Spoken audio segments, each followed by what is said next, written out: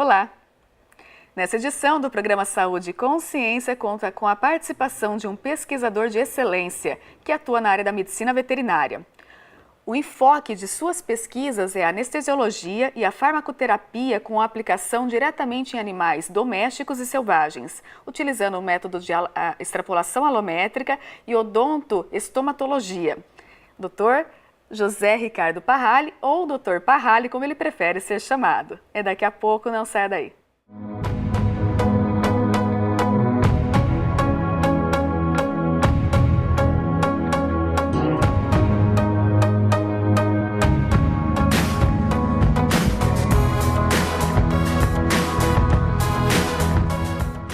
Estamos de volta com o programa Saúde e Consciência em nossos estúdios. Eu recebo o Dr. Parrali.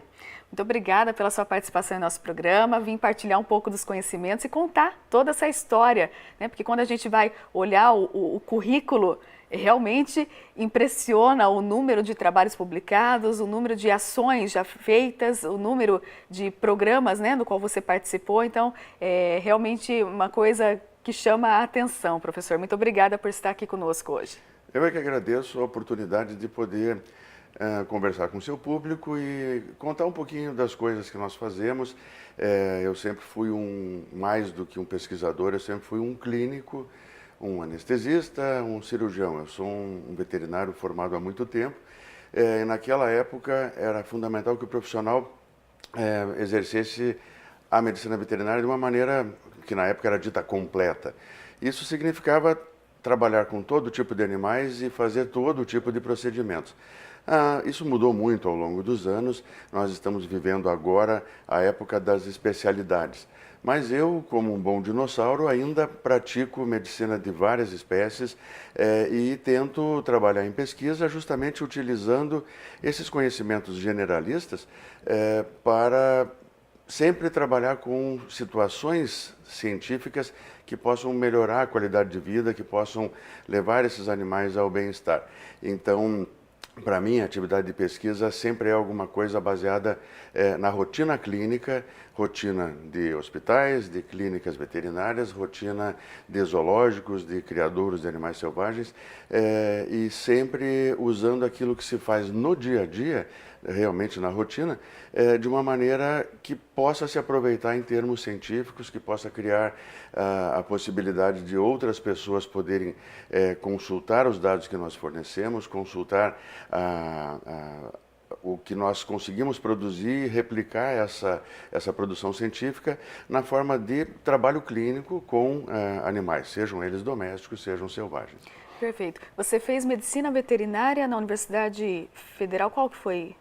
Universidade de Formação? A Universidade Federal do Paraná. Federal do Paraná. Isso. E você foi apresentado à pesquisa ainda na graduação, professor? Não, naquela época era muito diferente. Não havia iniciação científica, não existiam bolsas de iniciação científica. E então, o que eu fui apresentado, vamos dizer assim, à ciência, né, e eventualmente eu vim a entender o que era pesquisa, sim, ainda na graduação, mas não por um programa, e sim por alguns professores que na época voltavam de pós-graduações feitas na Alemanha, na Universidade de Hannover. A Universidade de Hannover sempre foi um polo na medicina de animais de fazenda, principalmente bovinos, mas de lá também saíram muitas das pesquisas que levaram à validação de certos fármacos que até hoje se utilizam em anestesia e em contenção farmacológica. Então, um dos meus professores, na graduação, quando eu estava no segundo para o terceiro ano, veio de Hannover e era um sujeito tremendamente proativo e ele tinha o maior prazer em pegar os alunos pela mão e ensiná-los fora dos horários de aula. E eu me apaixonei justamente pela possibilidade que o médico veterinário tem de, utilizando fármacos, ser capaz de manejar animais que de outra forma seria impossível manejar. Ou seja, fazendo sedação, fazendo anestesia, porque eu venho de uma época em que ainda se utilizava muito a contenção física. Os animais eram amarrados, eram presos e muitos procedimentos eram feitos de uma maneira muito agressiva, se nós formos pensar em termos de sofrimento, em termos de cuidado com o bem-estar. E a grande mudança, a grande quebra de paradigma daquilo que se pensava a medicina veterinária ser uma profissão bruta para pessoas brutas, né? E que se mudou para uma profissão complexa e sofisticada para pessoas capazes de trabalhar com tal complexidade, isso veio a partir do uso desses fármacos capazes de permitir que um veterinário possa ter acesso tanto a um cão agressivo, quanto a um leão, quanto a um rinoceronte, quanto a um elefante, animais com potenciais diferentes de agressividade, de potenciais para causar complicação, cada um no seu nível, mas realmente capazes de dificultar muito o procedimento, capazes de dificultar muito a realização de coisas que seriam feitas em seu favor. Obviamente, animais não intelectualizam as situações pelas quais eles passam, eles reagem a partir de uma situação instintiva e também de uma capacidade de se adaptar ao ambiente naquele momento. Então, a condição de estresse pela qual passa um determinado animal cria o modelo de resposta que ele fará. Quando nós vamos trabalhar com qualquer animal utilizando contenção, seja ela física, seja farmacológica, é necessário antes que se saiba quem é aquele animal, como ele funciona, como ele ataca, como ele se defende, como ele vai tentar fugir, para que nós possamos evitar muitas intercorrências problemáticas. E sempre esses fármacos nos ajudam e fazem toda a diferença. A partir daí, obviamente, outros fármacos passaram a entrar na minha vida, né? Mas naquela época eram apenas dois, a famosa acetamina e a famosa xilazina, que até hoje se usam e tem vários derivados, né? E aquela faculdade, aquela universidade tem uma biblioteca fantástica. Eu tive o privilégio de estudar num colégio muito bom durante o meu primeiro e segundo grau. Eu sou de uma família luterana, estudei sempre em escolas luteranas, e então eu conseguia, naquela época, ler em inglês, ler em alemão, ler em espanhol, e isso me abriu acesso a livros e a revistas que quase não eram consultadas, ficavam lá na prateleira da biblioteca, mas aquela ficha não era assinada por ninguém. Eu me tornei um rato de biblioteca e descobri que os livros eram diferentes das revistas científicas, principalmente as mais recentes. Os livros traziam e trazem, né, sempre um conhecimento que, mesmo o livro recém-lançado, o conhecimento tem pelo menos 3 anos de atraso em relação ao que está se publicando agora, nesse momento. Então eu vi a importância dos periódicos e da publicação, e quando eu me graduei, obviamente, eu fui buscar o sustento. Então eu imediatamente montei uma clínica, fui fazer atendimento de animais de estimação, mas continuei estudando e ofereci meus serviços a quem precisasse de alguém que se dispusesse a atender animais selvagens. E já muito cedo, em 1984, eu fui contratado por uma empresa que prestava serviços para a Petrobras em São Mateus do Sul. Era a época da crise do petróleo e o Brasil buscava alternativas. Foi lá naquela época que se criou o Proálcool. E a Petrobras, lá em São Mateus do Sul, começou a pesquisar o uso do óleo de xisto, que hoje em dia nos Estados Unidos é muito usado, no Canadá é usado, no Brasil deixou de ser porque nós temos outras formas, né? Mas na época aquilo parecia uma promessa fantástica, a Petrobras investiu muito e o xisto lá em São Mateus era extraído em mineração aberta. E mineração aberta altamente destrutiva em termos ambientais.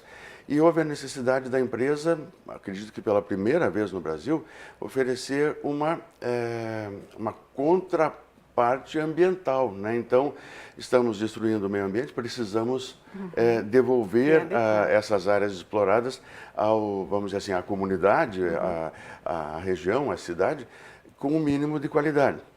Então, eu trabalhei uma entidade, uma organização não governamental que oferecia esse tipo de coisa, chamada Sociedade de Pesquisa em Vida Selvagem, que ainda é muito importante, tanto no Paraná quanto no Brasil, já ganhou prêmios internacionais.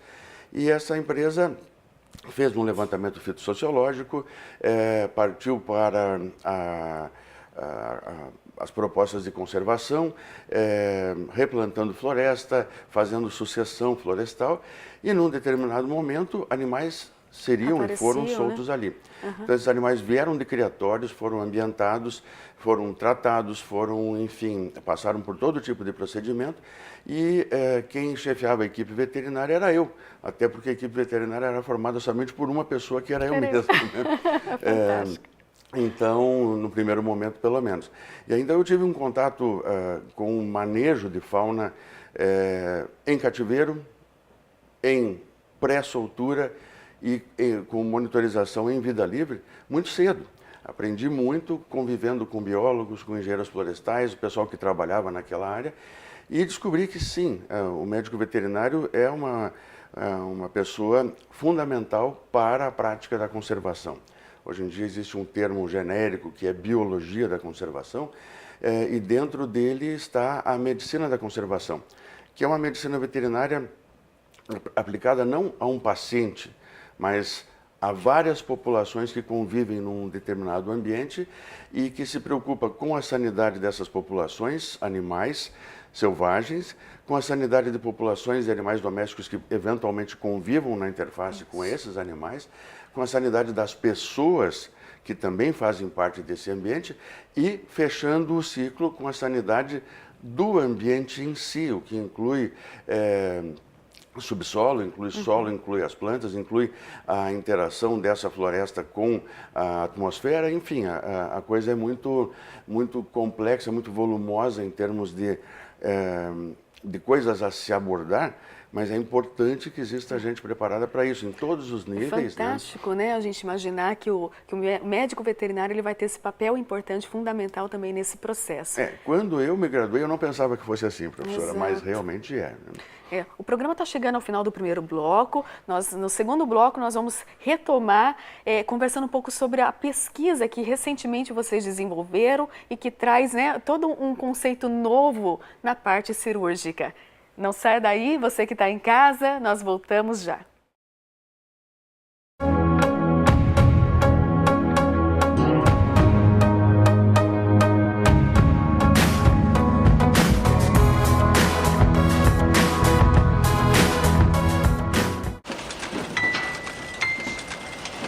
Escuta, Paula. Oi. Vou ter que cancelar a viagem no fim de semana. Ah, sério? Sério. Fui escalada para um acidente de trabalho na sexta-feira à tarde. Vou perder a mão. Mas assim, de repente? De repente não. Tem dias que isso tá para acontecer. Programa Trabalho Seguro. A prevenção é o melhor caminho. Era uma vez uma latinha amassada. Veio um catador, recolheu e levou para a indústria da reciclagem. A lata se transformou em renda e trabalho digno para muita gente. Você tem um papel importante nessa história. Colocar os restos de alimentos e materiais orgânicos no lixo úmido, separados dos plásticos, metais e de todo o lixo seco. Isso facilita a vida dos catadores, aumenta o material aproveitado e poupa recursos naturais. Mude de atitude, separe o lixo e acerte na lata. Governo Federal. Eu estou aqui para te apresentar a Unipar Social. Você sabia que a Universidade Paranaense é uma instituição comprometida também com a comunidade externa? É isso mesmo. Além de oferecer todo o suporte necessário para os seus alunos, ela investe todos os anos em mais de 300 projetos que beneficiam cerca de 1 milhão de pessoas, direta e indiretamente no seu raio de influência. E eu tenho mais uma boa notícia para te dar. Agora você fica por dentro de todas essas ações acessando o site social.unipar.br. Unipar Social, transformando projetos em benefícios. Capacitar profissionais para atuação no campo da biotecnologia agrária. Esse é o compromisso do mestrado e doutorado em Biotecnologia Aplicada à Agricultura da Universidade Paranaense, recomendado pela CAPES. Com moderna infraestrutura e corpo docente com formação internacional, o mestrado em Biotecnologia Aplicada à Agricultura da Unipar prepara os melhores mestres e doutores para o mercado de trabalho. Venha fazer parte desta equipe de sucesso. Unipar, um espaço para o seu talento.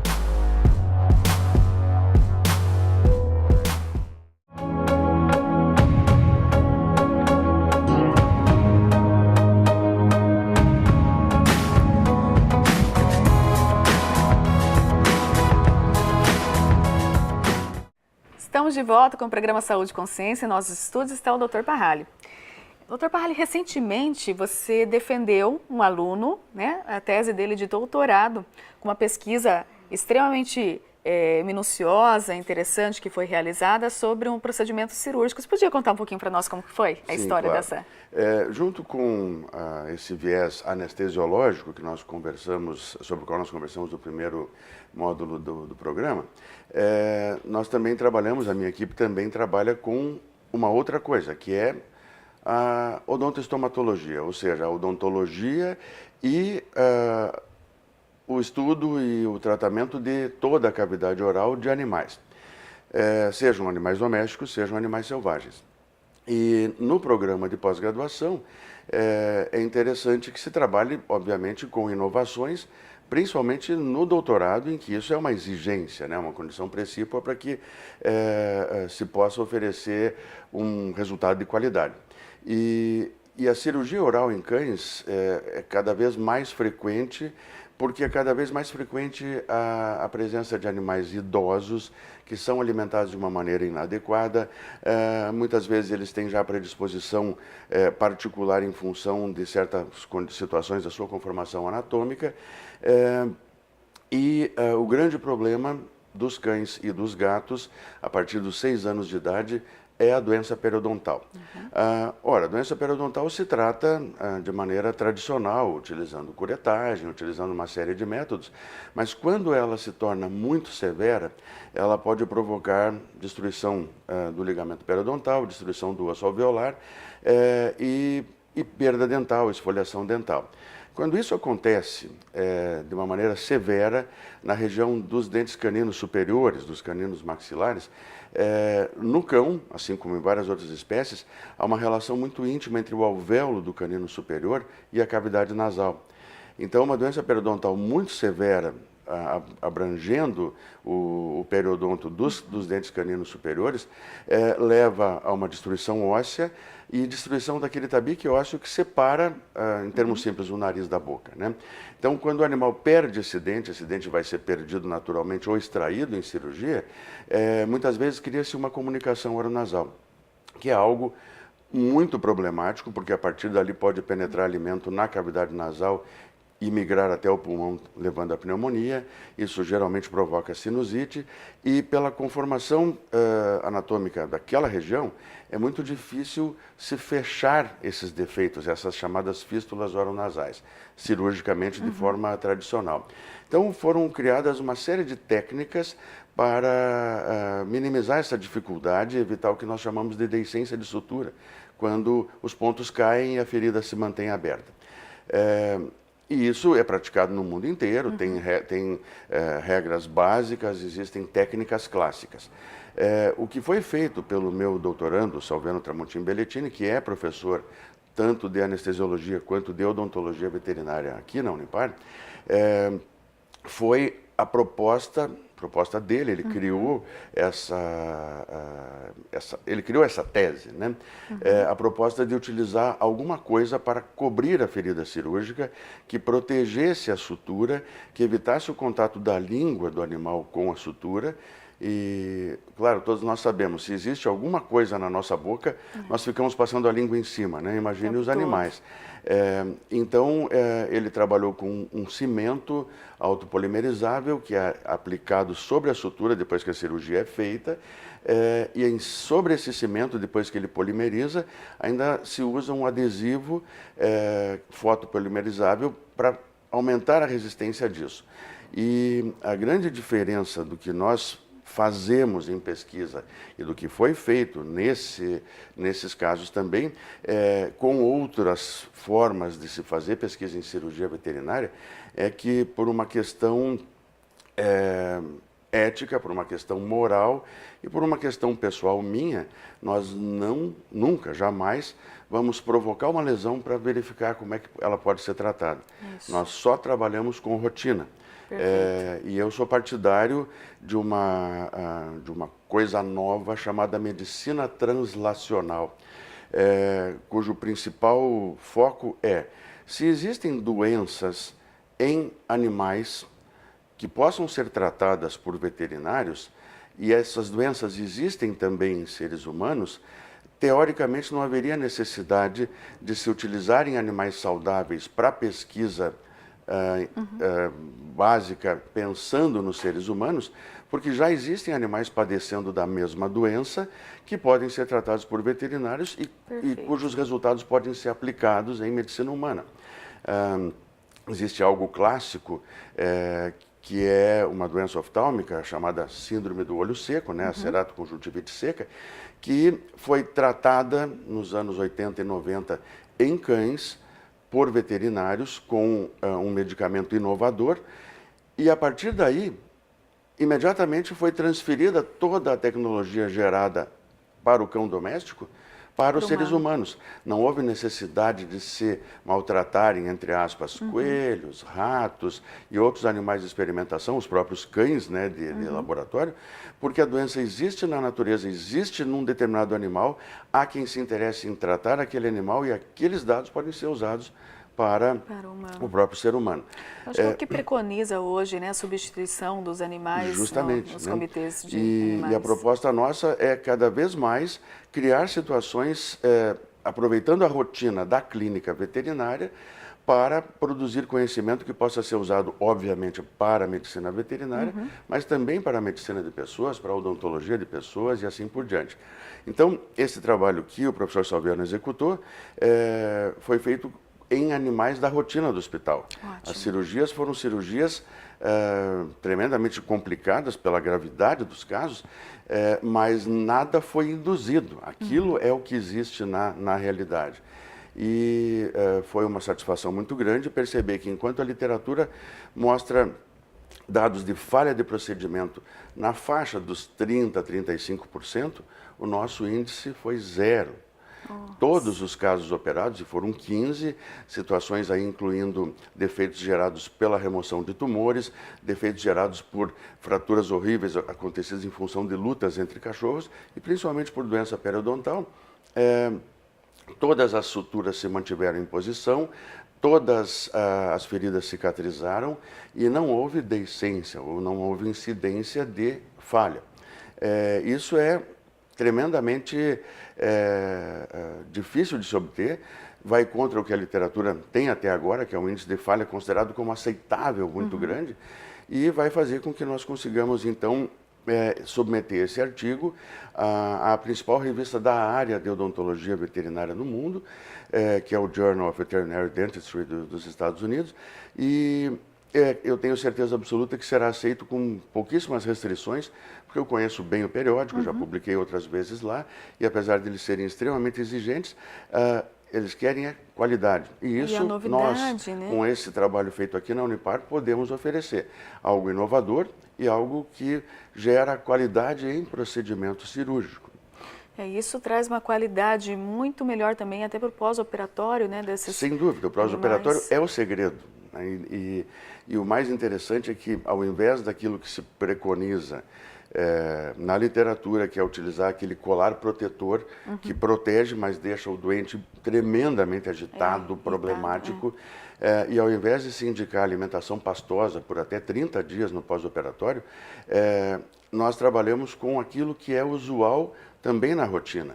Depois que o paciente sai da sala de cirurgia e vai para casa, vai para a residência do seu proprietário, nós não sabemos como ele será tratado. Eu posso dizer ao proprietário, dê alimento pastoso, mas pode ser que ele não faça isso, pode ser que ele dê ração canina seca, pode ser que ele não use o colar, enfim, são coisas que, se puderem ser deixadas de lado em termos de importância, é muito melhor. Então, nós não utilizamos o colar e preconizou-se utilizar alimento industrializado seco, ração seca. E mesmo assim manteve o curativo? Mesmo assim o curativo se manteve, provando que efetivamente essa associação de substâncias e a forma como ela é aplicada tem um índice de eficiência realmente muito alto em termos estatísticos. Esse cimento, ele já existe? Ele já era utilizado anteriormente para outras situações, não? São aquelas coisas que o pesquisador que não tem muitas condições financeiras, ou seja, o pesquisador brasileiro, né, lança a mão, a improvisação. É um cimento e um adesivo já usados em odontologia, seja humana, seja animal, só que não para ser colocados em tecidos moles ou tecidos fibrosos. Esses produtos foram feitos para serem aplicados em superfícies dentais duras. Trabalhando com isso ao longo da rotina do dia a dia, percebemos que isso adere também, principalmente à região palatina. O professor Salviano percebeu isso. E ele, então, propôs testar. Testou com alguns animais da rotina, percebeu o que dava certo e o que não dava e foi depurando a técnica. Foi lapidando esse diamante. Quando vocês detalharam o projeto, escreveram, não imaginaram, possivelmente, que o resultado seria tão bom? De forma nenhuma. Esperávamos que tivesse um bom resultado, porque tinha um estudo piloto. Mas, realmente, nós estávamos trabalhando assim, no limite, na fronteira. Para frente não existia nada escrito a respeito disso. O que estava escrito estava para trás e não contemplava esse tipo de curativo. Difícil fazer curativo em boca porque é um ambiente úmido, um ambiente problemático, né? Então as suturas normalmente ficam expostas. E será que seria diferente se fosse um animal selvagem? Principalmente pensando nesse pós-operatório, né? Porque você tem cuidados que devem ser feitos. Tudo bem que vocês isolaram esse viés, não colocando colar, utilizando o alimento sólido, mas se fosse pensar na vida selvagem, será que isso comportaria diferente? Num animal de vida livre, dificilmente seria feito alguma coisa assim. Entendi. Mas pensando em animais selvagens de cativeiro, que vivem mais tempo, então a doença periodontal se torna um problema também. Vou fazer uma parte. Na natureza, eles não têm doença periodontal. Eles comem a dieta para a qual eles evoluíram ao longo de milhões de anos. E morrem cedo. Uma fratura dental ou qualquer coisa assim já leva um predador, estamos falando de carnívoros, né, a ser incapacitado e ele morre muito cedo. Um leão, na natureza, vive 8, 9, no máximo 12 anos. Em cativeiro, ele vai tranquilamente a 18, 20. Só que chega nessa idade realmente senil, realmente velho, né? Com insuficiência renal, insuficiência hepática, insuficiência cardíaca e doença oral muito severa. Seguramente essa técnica funcionaria perfeitamente, até porque nós já fizemos em algumas onças e alguns leões. Isso não entra na tese, porque obviamente a tese tem que ser feita de acordo com um padrão de pesquisa, né? Mas já temos resultados que nós vamos tentar publicar como relatos de caso agora, que legal, em outras espécies. Em puma, isso já foi usado, em onça pintada e em leão. Por nós, né? Sim, excelente. Belíssimo resultado, belíssimo trabalho. O fechamento, né, com a defesa da tese de doutorado do aluno. Foi o primeiro aluno de doutorado, né, professor? O primeiro aluno de doutorado do programa. Perfeito, fantástico. Parabéns pelo trabalho que desenvolve. O nosso programa está chegando ao fim. Eu agradeço muito a sua participação e por vir compartilhar, contar um pouco da sua história, da sua trajetória aqui conosco. Eu agradeço e fico à disposição no futuro para explorar um pouco mais esses assuntos, esmiuçar essas coisas. Acredito que o público se interessa por essas coisas, digamos, diferentes, né? Exato. Foi um prazer, professora. E você que está em casa, eu agradeço muito a sua audiência e eu espero você na próxima semana.